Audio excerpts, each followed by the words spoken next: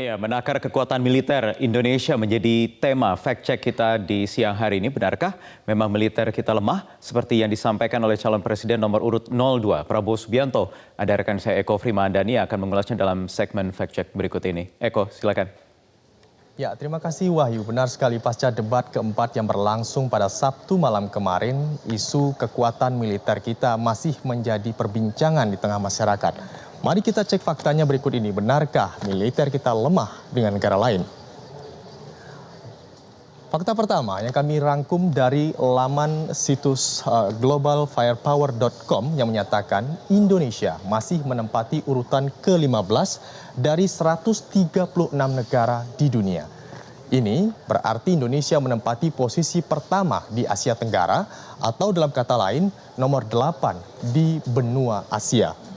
Hal ini juga memang ada penurunan tingkat, yakni sebelumnya pada tahun 2018 Indonesia menempati posisi ke-14. Namun pada tahun ini menurun dikarenakan Iran sudah mengambil posisi di urutan ke-14 dikarenakan sebelumnya di urutan ke-21.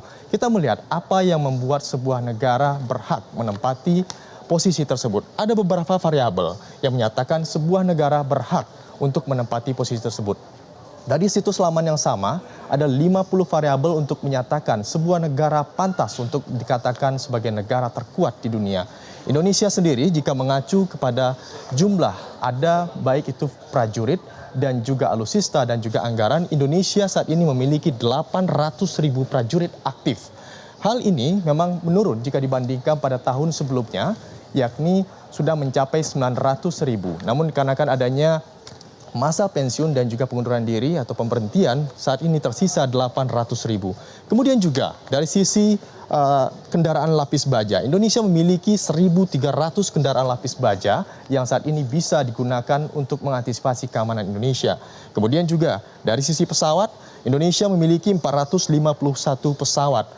Dan juga dari sisi lainnya, dari 200 kapal, Indonesia juga memiliki 221 kapal perang, kemudian juga memiliki 5 kapal selam. Tentu saja ini bisa menjadi modal Indonesia untuk menghadapi serangan dari luar. Tapi pertanyaannya Wahyu, sudah cukupkah pertahanan ini? Kita bandingkan dengan negara tetangga, yakni seperti Thailand sebut saja. Di Thailand sendiri dengan negara yang kecil dibandingkan Indonesia, yakni dari Sabang hingga ke Merauke, Thailand memiliki kekuatan udara yakni 568 pesawat tempur. Sementara Indonesia hanya memiliki 451. Tentu saja ini menjadi PR tersendiri bagi pemerintah bagaimana senantinya untuk bisa mengalokasikan dana untuk penambahan jumlah alutsista kita. Kita melihat bagaimana sebenarnya anggaran untuk pertahanan kita. Dari anggaran 5 kementerian, Kementerian Pertahanan masuk dengan anggaran alokasi anggaran terbesar kedua setelah Kementerian PUPR, yakni jumlahnya 1,84 triliun rupiah. Jumlah ini kalau kita kategorikan meningkat 0,74% dibandingkan tahun lalu yang jumlahnya 100,76%. Atau dengan kata lain, ini merupakan 5% dari APBN kita atau 0,3% dari produk domestik bruto kita. Jika dibandingkan sejajar dengan Singapura, tentu saja Singapura memiliki 30% dari anggaran APBN-nya atau 3% alokasi anggaran pertahanan dari produk domestik brutonya. Pertanyaannya lagi, setiap negara tentu memiliki alokasi dan juga skala prioritas anggaran. Untuk Indonesia saat ini memang sejauh ini belum ada atau tidak ada perang. Namun tentu saja pemerintah saat ini lebih fokus untuk memfokuskan anggaran kepada pembangunan. Kemudian juga melihat dengan adanya anggaran ini, pemerintahan Jokowi pun berjanji akan terus meningkatkan alokasi anggaran. Pertanyaannya lagi, dengan alokasi anggaran yang ada saat ini, apakah Indonesia, Angkatan Bersenjata Indonesia tidak bisa unjuk gigi di kancah internasional? Mari kita lihat beberapa fakta yang menyatakan prestasi militer Indonesia di kancah internasional. Poin pertama adalah Indonesia secara berturut-turut selalu menjadi juara umum lomba menembak tingkat internasional. Ini ada 20 negara dari Asia Pasifik mengikuti lomba menembak yang diselenggarakan di Australia. Faktanya adalah Indonesia selalu menjadi juara umum sejak diadakannya lomba menembak ini sejak tahun 2008 lalu. Bahkan Inggris, Amerika hingga Australia pun bertekuk lutut kepada penembak Indonesia dan menyatakan Indonesia raja menembak dunia. Poin yang kedua adalah Kopassus. Discovery Channel pada tahun 2008 pernah menyatakan Indonesia, tim Kopassus kita masuk ke jajaran 3 tim elit dunia. Salah satu poinnya adalah setelah SAS di Inggris dan juga Mossad di Israel.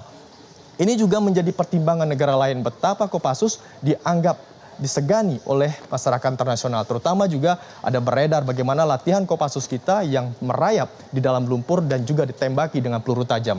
Itu membuat semakin segan negara lain. Kemudian juga beberapa prestasi lain adalah Indonesia setelah bergabung di PBB dan menjadi garda terdepan misi perdamaian di PBB. Indonesia setelah bergabung sudah mengalami atau ikut dalam 70 misi PBB. Misi yang pertama dilakukan adalah pada tahun 1957. Saat itu Indonesia pertama kali menjadi garda perdamaian menjaga perbatasan di Mesir. Kemudian juga selain menjaga keamanan, Indonesia juga di sini juga membawa sebagai duta pariwisata untuk negaranya. Sekaligus juga memberikan pengajaran kepada masyarakat yang ditempati mereka. Kemudian poin lain adalah pembebasan Sandra Woyla. Pembebasan Sandra Woyla yang terjadi pada tahun 1981 ini menjadi sorotan dunia karena saat itu Kopassus kita bisa menghasilkan pembebasan teroris hanya dalam waktu 3 menit maksud kami. Ini merupakan catatan tersendiri bagaimana saat itu Garuda Indonesia dari Jakarta menuju Medan dibajak oleh teroris dan hanya bisa dibebaskan 3 menit saja. Kemudian poin prestasi lain adalah bisa menangkap 3.000 gerilyawan Kongo dengan 30 pasukan. Tentu ini menjadi catatan sendiri bagaimana kehebatan diplomasi sekaligus juga teknik yang dilakukan oleh TNI kita.